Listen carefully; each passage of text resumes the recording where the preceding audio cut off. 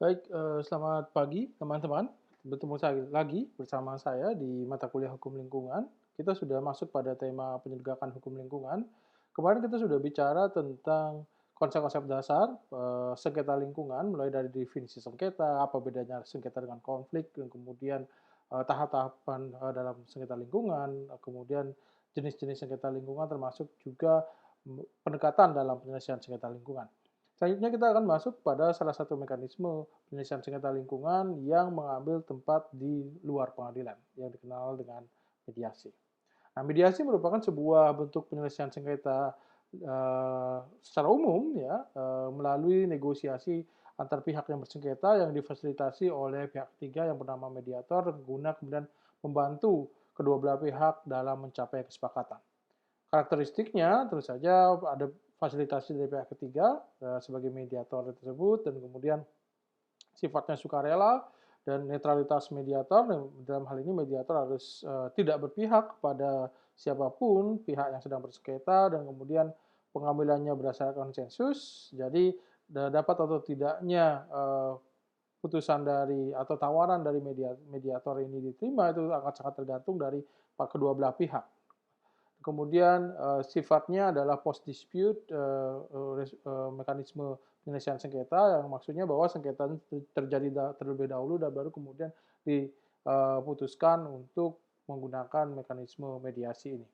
Yang terakhir tentu saja bersifat informal dan rahasia atau private. Ini yang membedakan antara mediasi dengan model-model penyelesaian sengketa di dalam pengadilan yang biasanya ketika dalam sidang pengadilan, hakim untuk pertama kalinya akan membuka sidang dengan mengatakan bahwa sidang ini dibuka dan terbuka untuk umum.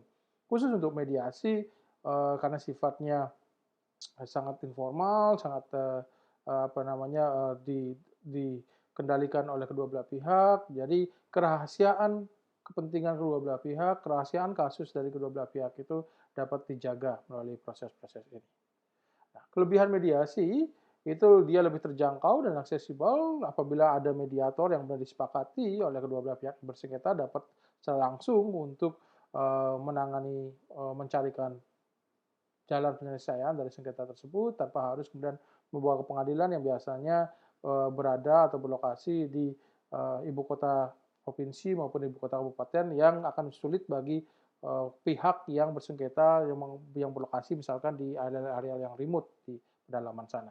Dan kemudian lebih efisien dalam hal waktu, karena ini akan sangat tergantung dari kemauan kedua belah pihak untuk mencapai kesepakatan. Semakin cepat ada titik temu di antara dua belah pihak, maka waktu yang dibutuhkan untuk menyelesaikan itu menjadi semakin cepat pula. Dan kemudian tidak perlu konfrontatif, ya, tidak seperti di pengadilan yang putusannya adalah menang kalah, dalam hal ini bersifat negasi menegasikan, tapi dalam konteks mediasi dia bisa masih tetap menjalin hubungan antara kedua belah pihak yang bersengketa atau mencari jalan keluar yang sifatnya bisa diterima oleh kedua belah pihak dan diarahkan dan dikontrol oleh pihak yang bersengketa tentu saja. Kemudian dia fokus pada substansi yang menjadi kepentingan dari kedua belah pihak, alih-alih fokus pada teknis hukum. Misalkan prosedur beracara yang sebagaimana kita ketahui bersama di pengadilan akan sangat rigid mengikuti prosedur penyelesaian sengketa. Dia juga fleksibel dan lebih responsif terhadap kepentingan para pihak, dan kemudian sekali lagi dia adalah berusaha untuk mencari solusi bersama, win-win solution, di mana hasilnya akan menguntungkan kedua belah pihak. Nah, dalam kondisi apa mediasi ini menjadi efektif? Pertama, tentu saja dibutuhkan keterampilan mediator, ya, dengan keterampilan yang cukup, pengalaman yang cukup, proses mediasi akan lebih mudah untuk difasilitasi dan kemudian lebih mudah untuk mencapai kesepakatan dari kedua belah pihak. Yang terpenting berikutnya adalah bahwa mediator itu harus imparsial atau tidak berpihak kepada aktor-aktor yang bersengketa. Dan kemudian ada kemungkinan untuk berkompromi, ya, tergantung dari nature dari sengketa tersebut, apakah nature dari sengketa tersebut masih ada peluang untuk didamaikan atau tidak. Kalau kemudian nature dari sengketa tersebut sudah bersifat negasi menegasikan, itu akan sangat sulit untuk bisa didamaikan. Oleh karena itu mediasi sekalipun itu tidak akan bisa menyelesaikan permasalahan. Nah, komitmen untuk menyelesaikan sengketa sekali lagi apabila kedua belah pihak ini memiliki komitmen untuk menyelesaikan permasalahannya, tentu saja akan lebih cepat, lebih efektif melalui mediasi, dan keseimbangan kuasa antara kedua pihak. Di sini dibutuhkan relasi kuasa yang seimbang antara pihak A dan pihak B yang bersengketa. Nah, ketidakseimbangan kuasa ini bisa kemudian menjadi posisi yang tidak menguntungkan oleh pihak yang lebih lemah. Pihak yang lebih lemah bisa saja ditekan oleh pihak yang lebih kuat. Oleh karena itu, mediasi menjadi efektif apabila ada keseimbangan relasi kuasa. Dan kesinambungan hubungan antara pihak, ya sekali lagi, mediasi ini menjadi efektif apabila kedua belah pihak sama-sama ingin tetap menjalin hubungan yang baik.